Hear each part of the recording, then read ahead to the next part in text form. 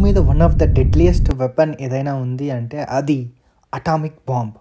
For the first time atomic bomb ఈ ఫ్లైట్తో carry చేశారు. August 6, 1945 జపాన్లో హిరోషిమా అనే సిటీలో లిటిల్ బాయ్ అనే అటామిక్ బాంబ్ని డ్రాప్ చేశారు. అమెరికా జపాన్ని వరల్డ్ వార్ 2లో సరెండర్ చేయడానికి ఈ అటామిక్ బాంబ్ని యూజ్ చేసింది.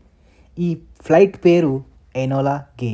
ఈ అటామిక్ బాంబ్ ఇంపాక్ట్ వల్ల 70,000 to 80,000 పీపుల్ ఇమీడియట్గా చనిపోయారు.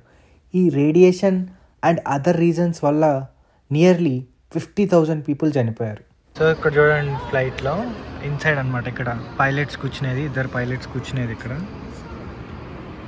సో లోపల సెట్టింగ్స్ కానీ అవన్నీ ఎలా ఉన్నాయో చూడండి. Like and subscribe for Teja Vlogs USA. Comment down for full video.